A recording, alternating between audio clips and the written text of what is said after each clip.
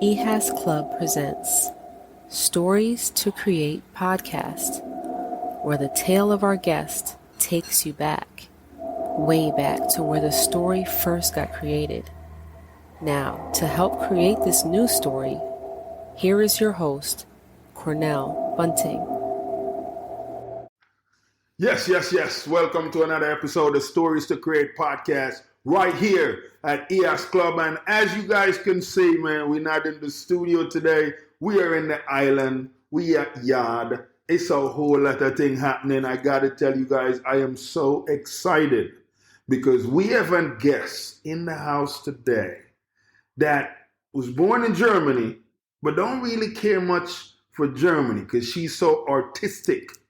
She wanted to become a reggae artist, so she wanted to get out of there, show the world her talent through the Jamaican culture. And so we're going to dive into a conversation. So without further ado, help me welcome none other than Mrs. Lil Hanky Panky. Wagwan. What's up? My Thanks for having me. Yes, man. I'll correct you though, right away, straight from the beginning. Tell me. Before we get all of them Yeah. potatoes and tomatoes throwing at us.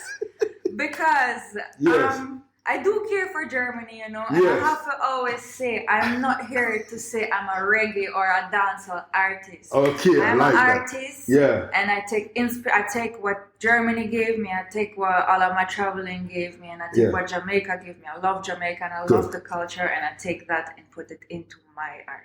Beautiful. So you hear that, Germany? Don't beat her up. Don't beat her up. And Jamaica either. Don't beat me up. Don't beat her up. She love all of it. So this is good. On the show, what we do is we kind of treat our listeners to a tale, a few tales, as we could say. So I would love for you to take our listeners back to the early years when the story first got created. Like, where in Germany was you born and grew up? So funny enough, I was born in Hannover, Germany. What? So Okay. when I say I'm from Hannover, and Jamaicans look at me like, Go on. from here, like which Hannover? Yeah. But I was born in Hannover, Germany. Okay. My parents are not really German, so sometimes it's interesting because people will be like, "Oh, you're German." I hear your German accent, and then I tell them that my origins are actually Eastern Europe, like Russia, and Georgia, Poland, like Israel. I have all of that mixed up in me. Wow. So, and then people will be like, "Oh, I hear your Russian accent." So it's like, holy but things are going. You know? So when you say that, you can speak Russian as well. Yes. That's serious, man. That's serious. Come on. This is a lot, right? So you actually speak what, 3 or 4 languages? Well, if you count patois, zimi, you could say 4, but I don't want to take it too far here, you know, throw the ball too far. But yeah, I mean, I've been here for a good 6 years, and I catch up on the language quick, you know. Okay, so what was school like? Like, you know, you started in, because you say the school system is a little different as far as setup wise. Yeah, because people ask me, so, you know, you got in college, you got in high school. In Germany, the school system is a little different. You do your primary school until 5th grade. Yeah. And then depending on how well you behaved and how your grades looking, you get assigned to like other school, you know, like you have it's called Hauptschule, Realschule, it's German crash cars, you know, and gymnasium. So it's basically, you know, like the lower one, middle one, and then the smart kids school one. So, but you can upgrade from each school to the highest, and from the highest one you can go university. Okay. And you did all that? Well, I did straight. I was the smart kid. Okay. So I went to the smart school. Okay. Skip a grade there. Okay. Finished school when I was 16. Yeah. Mad. And then you were done at the age of 16. Yeah. Wow. And then the thing is, I always knew that it's gonna be something artful I'm gonna be doing, even though I was not too bright, but I was quite good in school. Yeah. You know, I was the rebel and the outsider, but I was like still interested in physics, biology, and all of these things. And whenever I would mention, I want to study music or I want to do something with art, people would look at me like, why don't you do something real? Like, why would you waste your smartness like that and stuff like that? I never liked that. You get me? Like, art gets treated like it's something for dumb people or something like that. I'm like, yo, it's just, I was always a child. Like, I was always like a very dreamy kind of person. And always in my zone, spaced out. And I always like was doing something artsy and crafting and painting, and I was writing poems from I was a little kid. Beautiful. And that was like always my world where I escaped into. So with school happening, what was the home front like? You have sisters, brothers. What was going on over there? Just we gonna tap into it just a little bit, yeah. I have two. One sister, one brother. Okay. 2 siblings, both of them younger than me. Okay. My sister is 6 years younger than me. My brother is 12 years younger than me. Okay. And my childhood was quite turbulent. Okay, you didn't like the childhood. I mean, no, I don't want to formulate it like that, but it wasn't necessarily one of these peaceful families where parents understand each other very well, and like we get a lot of beating and all of that. So, but kids in Germany get beaten? Oh, trust me. That's what I'm saying. Like, people would be like, "Oh, you're German." Like, it's hard for me to associate with the German culture fully because the household I grew up in was very aggressive.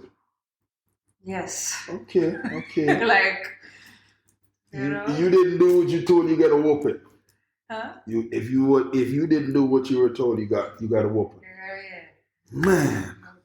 Man, I thought that only happened with us kids. You don't do what you were told, you got belt and all that. All of that. Listen, you know how much things in our house broke on my body, from books, cooking spoons, everything. No.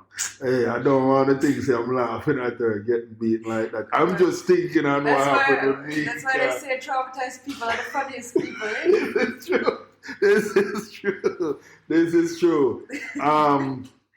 So in the midst of all that craziness that was going on, you still believed in something greater, which kind of allowed your artistic self to want to get out of Germany. When did that hit you? Like, I don't want to expand on this here.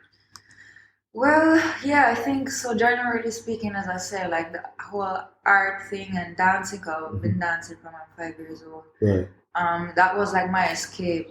So I was always in that zone, living in my little dream world while I'm dancing and singing, and I used to draw a lot. So, because I don't know, in Germany, the music and dancing scene is huge, but it's there's a lot of stuff going on. You get me? A lot, like it's like this ocean of fish, and then only the sharks make it. You get me? It's hard to, like, the music scene in Germany is different, so it's hard to really like make it with the music. And even though I ended up studying music, like even our professors in university told us, listen, nobody from the university actually made it as a big artist. Like they told us like on the first day. Yeah. So usually, with music, you would end up as a teacher or like in an orchestra or something like that. Okay. Which is, I'm not knocking that. That's great. But if you really want to like be on stage and be a performing artist, it's hard. Yeah. And then I was a dancer. Like I started teaching and dancing in clubs and making my money with dancing quite early. Okay. 16 years old. Okay. I started like working for myself and making my own money because my family couldn't really support my dreams and stuff. So the dancing kind of took me into the field of entertainment early, But the fact that I wanted to move away from Germany, that was like a very early, like I never felt at home there. Even though like Germany, I don't want to knock Germany, I feel like people feel like I've talked bad about Germany and stuff, but I'm not. Germany is a great country. It's just I never felt at home there. Right. Never felt like this is where my future is going to be. Okay? Yeah, no, I see do. the world. Yeah. Somewhere out there is my future is waiting on me. You know? Yeah. So, and then the weather in Germany is just not my weather. I was always sick. I was always cold. I can't stand all this rainy, cloudy, low vibration weather. I need sunshine. I need the ocean close to me. Like, it's not like I love the ocean. It's a necessity. It's a necessity. Need it close to me. You saying that when did Jamaica fit the bill? Because obviously Jamaica fit the bill and you're like, Sunshine Island. Yeah, so my first trip to Jamaica happened in 2018. And I feel like a lot of Jamaicans underestimate the influence this culture has in the world. Because you hear that? Dancehall and reggae scene in Europe in general, but also in Germany, is huge. Yeah. They have all these bashment parties, dancehall queen competition. All the dancers come to Jamaica, learn the steps, go in Germany and organize huge festivals where they teach all of these steps, and you have hundreds of people coming to these things. Yeah. Like, it's crazy. That is so. Germany. In Germany, because I was dancing from 5 years old. Right. My dancing school also introduced dancehall classes at some point. Okay. And we get straight to my story where I got my name Hanky Panky. Yeah. Because when they started the dancehall class there, my dance teacher, also a Russian girl by the way, she, and mind you, I'm a punk head, right? Yeah. I used to be this super, like, ripped jeans, leather jacket, long hair. You like the punk rock girl, I don't know, can I cuss on this show?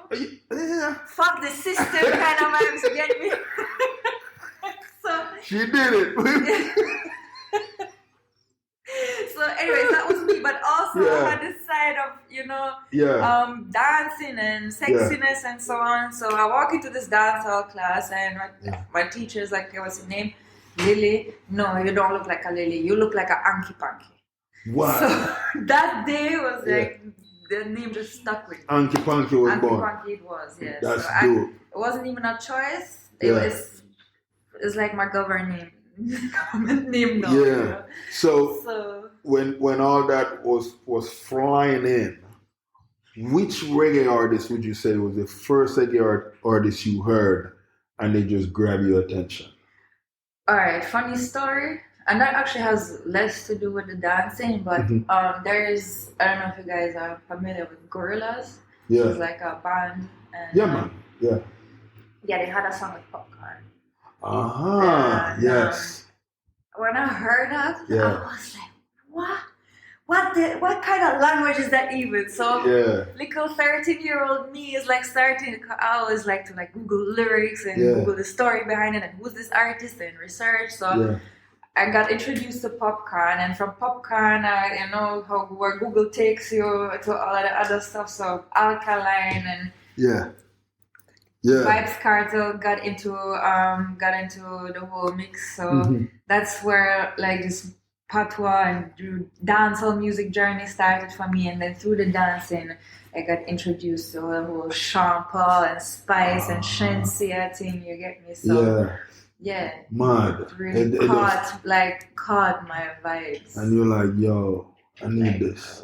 Yeah, I remember sitting there trying to understand what the hell he was saying in these lyrics. Yeah. And I still listen to the song and I'm still loving it up. And I'm still like, remembering that moment I was listening to these lyrics and trying to understand what the hell he was saying. And now I talk like that myself. That's beautiful. That is beautiful. I like it because you make the slang sound so cool. So I like that. You're getting there where with all of this that's happening now with the new type of dancehall, you feel you fit in with this one more than the one that was before because we got all this new artists now that kind of change up the style a little bit. Well, to be honest, as I said earlier, I don't want to put myself into a box. Right. Generally, especially put myself in a box, or I'm dancehall, or I'm this kind of particular kind of dancehall. I embrace it all. Like honestly, my most of my collabs that I have are with more the old school artists. I have a song with Sizzla. I have a song with Bounty Killer. You get me? I have a song with Ching Ching. Yeah. We have a dancey, nice kind of vibes. But I don't want to put myself in that box. I like that. Or next to somebody. I respect it all. I like it.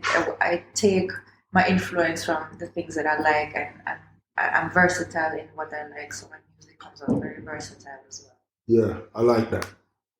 So you familiar with Dennis Brown and all them? Most of them, yeah. Most of them guys there. Jimmy Cliff. I mean, you said Bob, of course, yeah?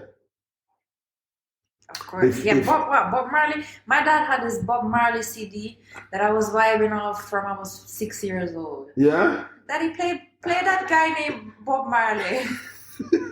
Buffalo Soldier.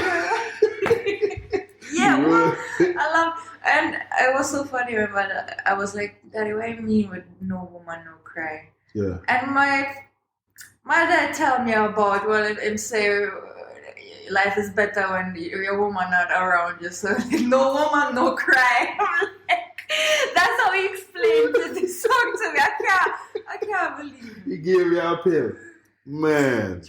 Come on, Dad. Come on. Wow. Yeah, come on. Now, so if the opportunity rise for like a Buju Banton or one of those type of culture artists to say, yo, we want to collab you. Of course, yeah. And then the crossover stuff with a lot of the American artists, you with that? Well, yeah. You mean in my music? Right. Yeah, I have a lot, like my EP that is coming out this year, very soon. Yeah. Is gonna show a next side of me, I have a lot of hip-hop tracks sitting down. I have music from house, hip-hop. I put a guitar solo in my last song that I released at the end. You get me? Like, I really love... I think my thing actually is putting this Hanky Panky stamp onto, like, different genre. You get me? I like that. To experiment with a lot of different stuff. I like that. The introvert of an individual, the extrovert of an individual, who you see yourself hanging with more? What do you mean by that question? Introvert, don't like to be around people. Extrovert, excited, all these different things. Well, the thing with me, myself, is I am an introvert. If I don't feel comfortable with people, and when I'm comfortable, I'll be the craziest extrovert. Like you would think me is a mad woman. You get me? So I think you can't really. I think a lot of people stay like that. Yeah. So if I approach people more with like a vibe, so.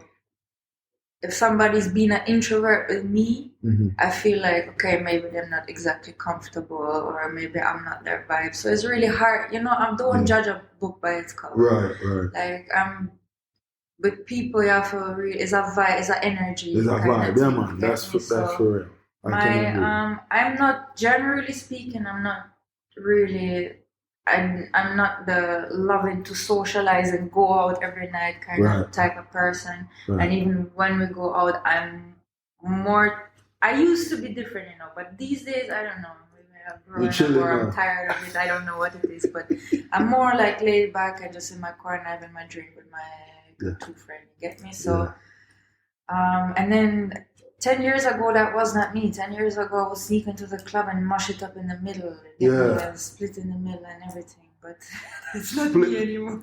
Now, because I heard you said earlier, like, you've danced in the club. Now, is that like the stripper dance where you on the pole and all that stuff? So Germany has a lot of... In Germany, we have go-go dancing and strip dancing are not the same, right? So in Germany, you have the...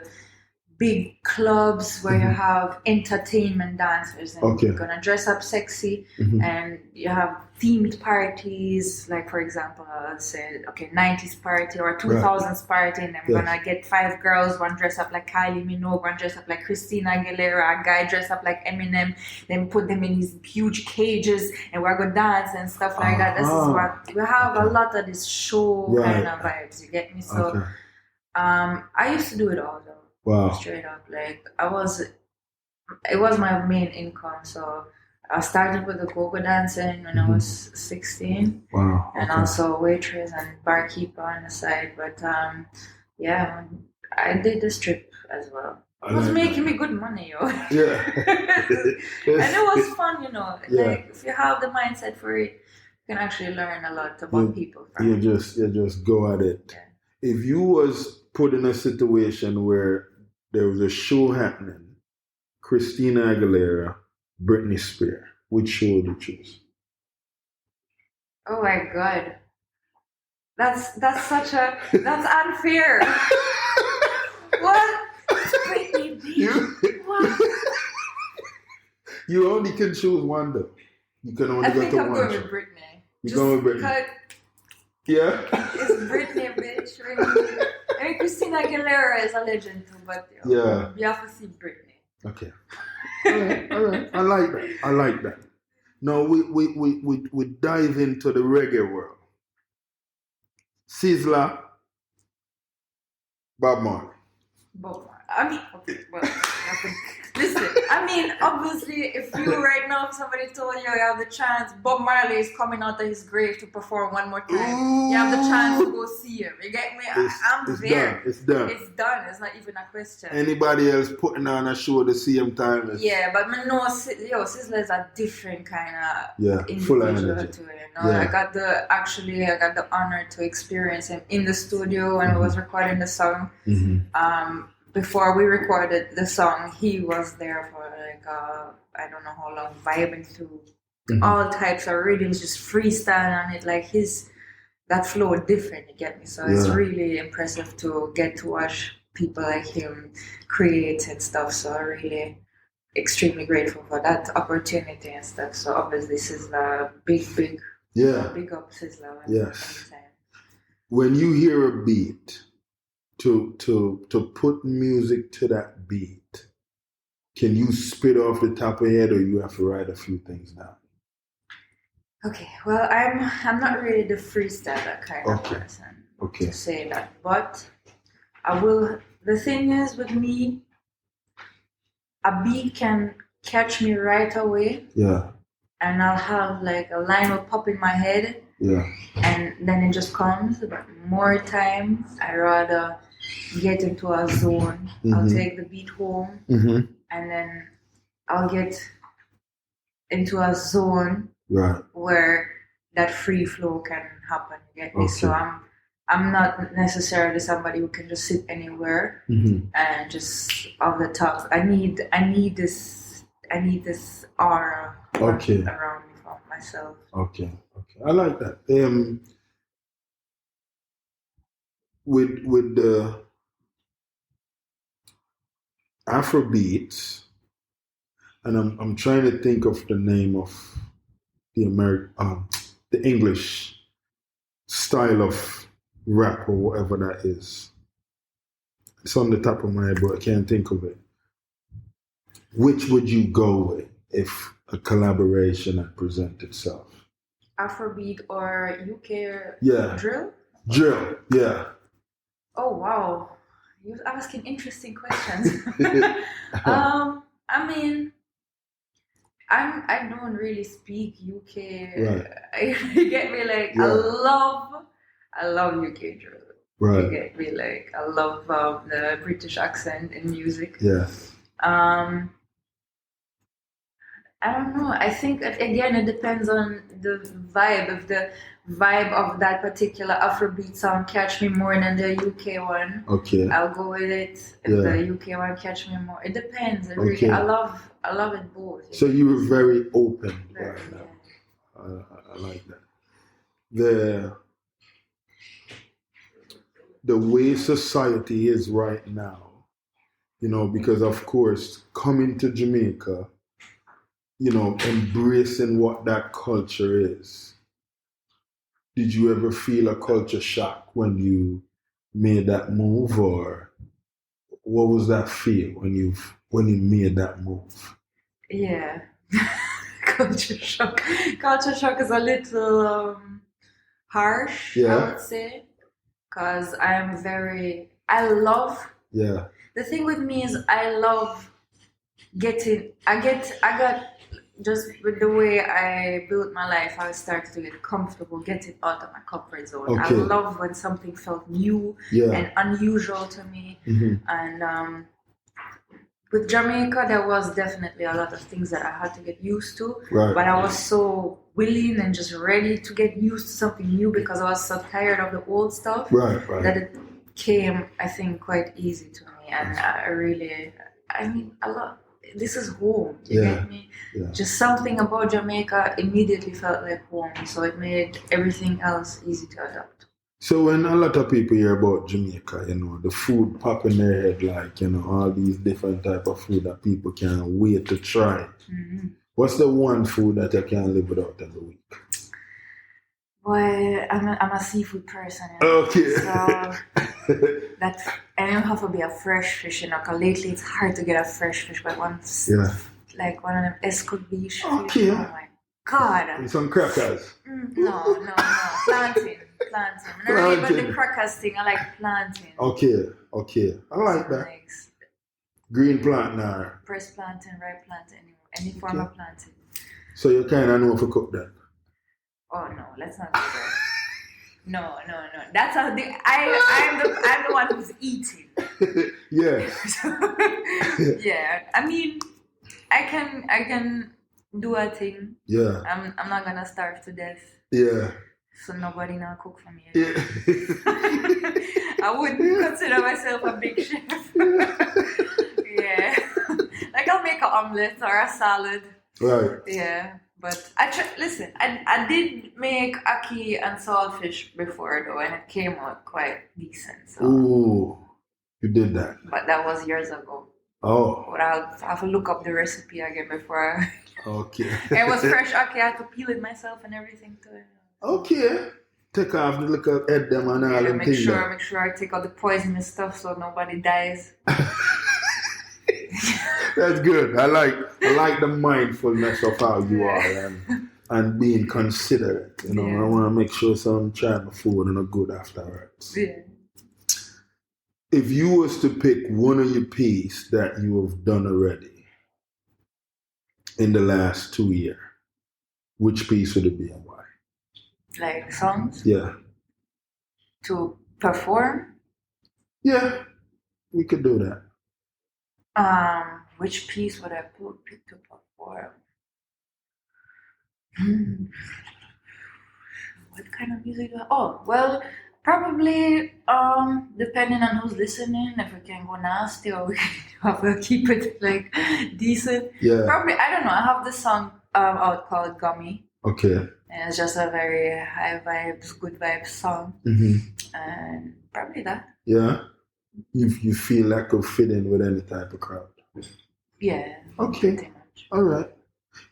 So, because I hear you kind of say you do music to cater to a certain type of crowd as well.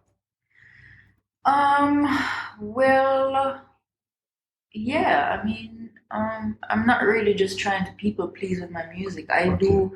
When I write songs, I write what's in my head, what's in my mind. If I'm on a high vibe, I write a high vibe song. But I also have a lot of lyrics, where I just talk out my thoughts and feelings. So you vent on some of your pieces. Yeah. Yeah. How vulnerable do you get?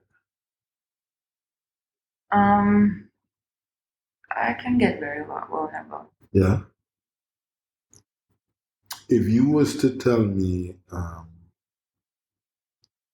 of a male artist right now that you listen to when you go into the gym that get you pump up to burn 300 calories in about 10 minutes, who would that be?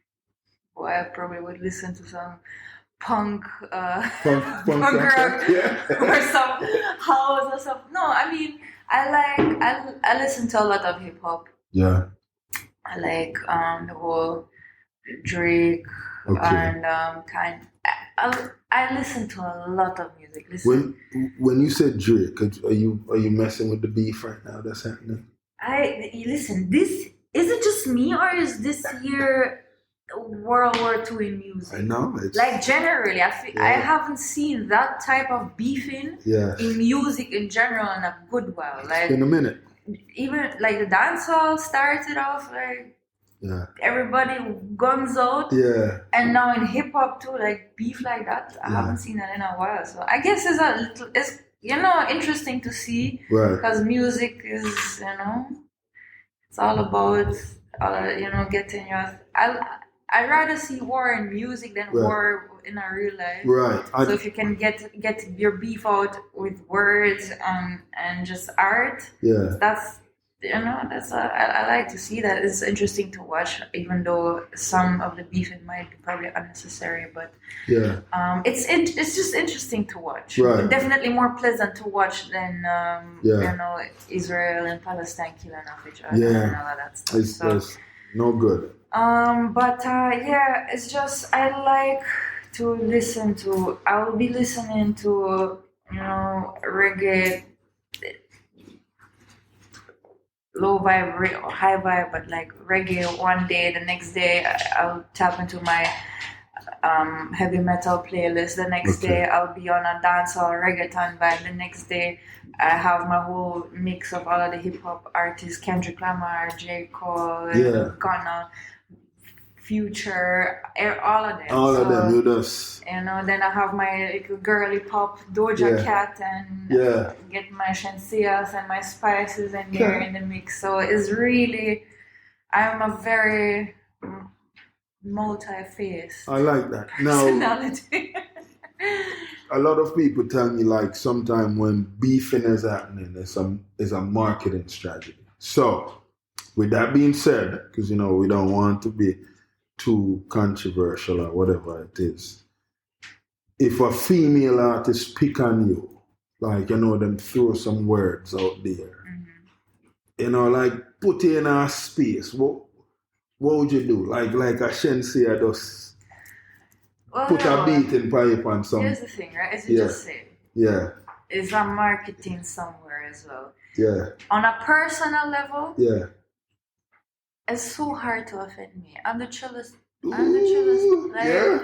I barely argue with people in that. That's good. I'll defend if I have something to defend, and if I see it makes sense to defend this in front of this person, I'll do it. But my energy is, I don't have that energy to waste on empty, just beefing. Yeah. You know what I mean? I try to keep my inner zen and my chakras aligned. I like that, because I know my listeners are like, but then I actually have lately. I had to like just force myself sometimes to be a little bit more wild and unaligned, because the world wants to see craziness. So that's what gets their attention. So I mean. It depends on what kind of words you throw at me, but I would react in my own way. Like, I would probably just, say, girl, like, I'm not the person to throw back insults. Okay. I would probably just, like, my response would, like, she wouldn't have nothing to respond to, because I would just close it down, like, differently. So, we're going to make this interesting right now. So, a girl see you walk with a dude where you really like, or an individual you really like. The girl walking with the dude that I like. No, you walking with your dude and a girl come and say, yo, man, I need him. And just take him right off of you. Where you take him, girl. Man, 10 more ways to It's yours. Just go on, have fun. Bring it back when you're done. It's like that. Hey, share is scared. It's alright. Yo. Just like that. I like that. I like the vibe there. And then if the dude I go with her, he's not me. He's not for me. He's not for you, isn't it? So it's not worth. Yeah, kind of beefing about a dude. Come on, we have bigger things to beef about. Give me something. Come. Give me something more like. I know it's a different thing when they're tapping into messing with your money. That's a whole different thing. Oh yeah, kids don't mess with money. Ooh! I mean, even money, honestly, money is just money. Right. It comes and goes. Mm-hmm. I generally would try to not put myself in a position where somebody can mess with my money in the first place. Right. I like that. So, no, because you have a circle, you have a team. Yeah, and I don't trust people easily, but I'm quite happy with the little circle that I have right now. That's good. I pick up my manager and, my little 2-3 friends that I have around now. Yeah, man, you can. Mean a lot to me. That's good. That's good. Because, I mean, you have people that's really cheering for you. And, because I have a good circle of people cheering for me, but like the people who really got my back and like are there for me every day and just believe into me in a different level. Yeah, that's really the most. Like cheering people, you have people cheering for you, but when you down low, they're not gonna be there to pick you up. Right. You get me? So that's a different thing. I know my listeners have questions and we haven't heard about the family like that a certain way, and I don't necessarily want to tap into it, but conversations with mom or dad. Well, my dad is not present anymore. He left. Okay. I talked to my mom. Okay. We had a break. My family is it kind of fell apart. Mm-hmm. My sister going to do her own thing now. My little brother living with my mom, so them doing them do. Okay. And you just check in to see everybody all right. Well, I want to sort them out because my family never been well off. Okay. So really and truly, that's one of my biggest motivations. So we're not just get those millions and buy them a house and everything, and just pay off all the debts, break the generational curse. Yeah. But I mean, I'm a person, I don't like to look into the past. Mm-hmm. I live in the now, and we all made our mistakes, and we all have all learned. Right. And I feel like a lot of people can't leave their past or the past with certain people behind. But for me, it's really like, I mean, the childhood is one thing, the youth is one thing, but even parents are still people. Yeah. Who had their own, issues, maybe never sorted out and stuff, and now they have kids to take care of, and they don't even really. Parents are just we look at parents as these individuals who have to be perfect. Right. Otherwise, you're not a good parent. But we have to just learn that we're all humans. So, right. Just forget the past. Or not forget it, but just leave it behind, like close that chapter. Yeah. I like the way you look at a lot of what that look like. We have a system in place right now where we have different individuals that are in charge of making decisions. When it comes to like how the structuring look for you to succeed, you agree with a lot of what that structuring look like that's in place for especially an artistic individual like yourself that has to generate a certain amount to be okay? Here's the thing, if I'm getting the question right. The thing is with music and art in general is art and music is regarded as something like you do it because you love it. Right. So because you love it, you shouldn't really be asking for money for it. Right. So people will expect you to do a lot of gigs for free, or do this gig for me, do this performance for me, this shoot, this video shoot, whatever it is. You get me? Right. So you really have to fight hard as an artist to make the people understand that this is. I put in yes, I love it. Right. But you are listening to my music while you're out with your friends partying. Right. And without this music, your party would be shit because there is no music. Right. So it's a product you get in at the end of the day. Right. And even though we're doing it because we love it, right, we put our whole life into it. Yeah. We're not working a 9 to 5 on this. Eventually, we do, like a lot of us do, but that's the goal is not to do that. You get me? So we put all of our life, everything in it, and the better the music, the more work you put into it. And you want the whole brand and the whole picture to look perfect, and there's so much investment behind that. People don't understand that how much investment music actually is. How long you spend on your makeup, how much money you spend on your outfits, on the set, even all of this, all the cameras, everything is those little things that people don't consider. Right.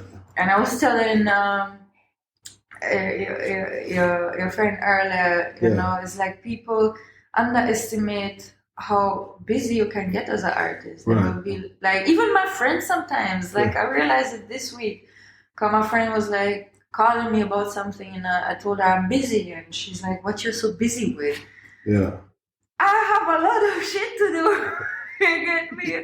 I have this EP to get ready, do video shoots, line up, collabs, writing songs, do my laundry somewhere on the side. Yeah. You know, go make sure I go to the supermarket so I have food in the fridge the next day. Right. A lot of things, okay? So people underestimate that many times. And, you know, I want to, you know, kind of help the listeners to understand, because you do treat yourself well. What does the workout routine look like for you on a weekly basis? Okay, I'm a gym rat. Okay. Because I've been dancing and moving from I'm a little kid. So for me, it's like therapy. I'm really not a good person if I don't get to move and to work out.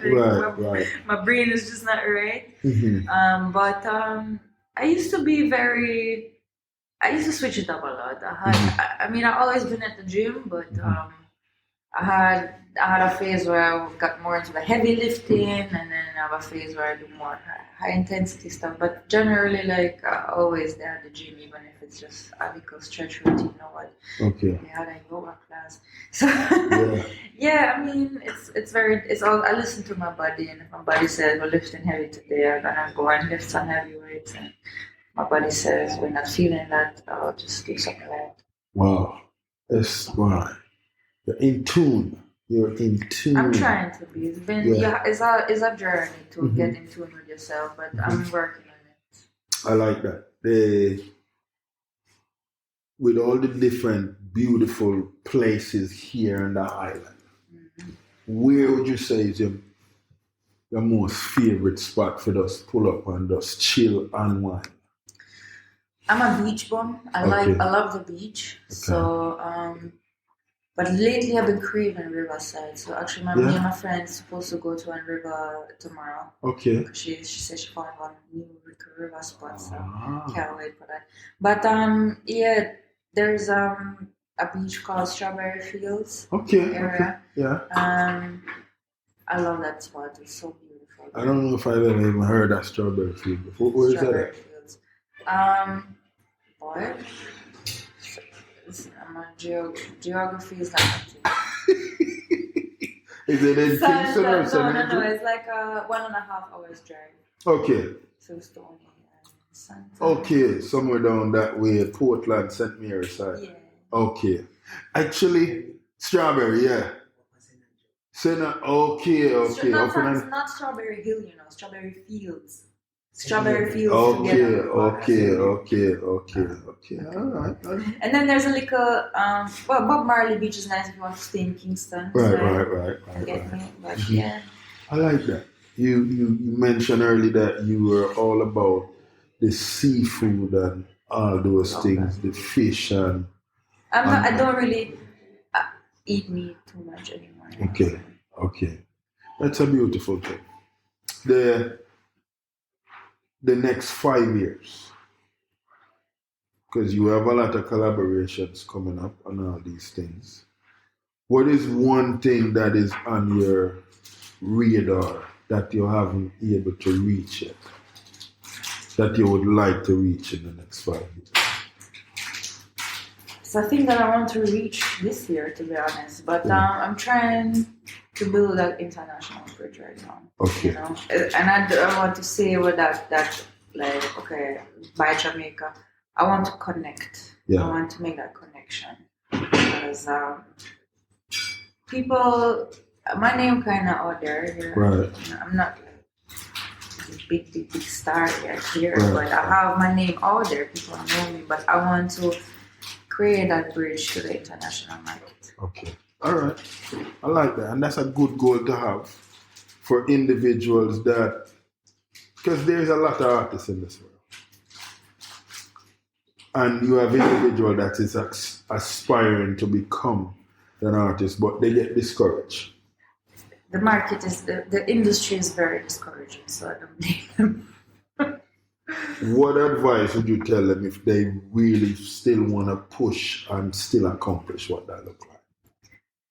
You have to go into yourself and just, you know, you have to carve out. It's like carving out your path. You learn while you go at it. And I heard a saying that said, those who quit never believed into the idea in the first place. And that saying really gave me a lot of courage. Trust me, you will think about quitting. Because the industry is rough, especially as a I don't know, girls have a different, because the industry is very male dominated, and I'm so grateful for my team, you know, my manager, having my manager as like that, you know, strong. Please talk to this guy for me. And obviously him investing in all of this, in everything right now. So, but the advice is just know what you want, know how much you want it, and just keep at it and don't listen to the noise, I guess. Because there's so much noise and everybody has an opinion. Everybody's gonna tell, like, you have one person telling you the exact opposite of what the next person told you the day before, and you'll get so confused, and you just have to just keep doing you. Keep doing you. People want to plug in with you. How can they find? Once you Google Lil Hanky Panky, you will find me. Trust me. I was actually very surprised. Lil Hanky Panky. But yeah, my IG, same thing, LILHANKYPANKY. And then I have my music and my videos out on YouTube and all other platforms. So yeah, I'm easy to find. This is dope, man. We had a dope conversation. You guys heard all the different tales that was created right here at EAS Club. Lil Hanky Panky, it was a pleasure. It was amazing. Thank you. Man. This was a vibe. Not the usual questions you get. No. We have to chill up thing, you know. We have to do a thing different. We're different, yeah? Grateful. Thank you. Man. We're awesome, man. So listen, until our next episode where we have another colorful, decorated guest right here in EAS Club. Thank you. Yeah, man, that was beautiful. Well, there you have it. The host came, the guest came, and the story was created. Thank you to our sponsors, EHAS Inc., Karis Capital, and the Cornell Bunting LLC brand. Go check out the books, courses, and materials at www.cornellbunting.com. Thank you again for listening to the show. Check back again to hear another tale from another unique guest right here at EHAS Club.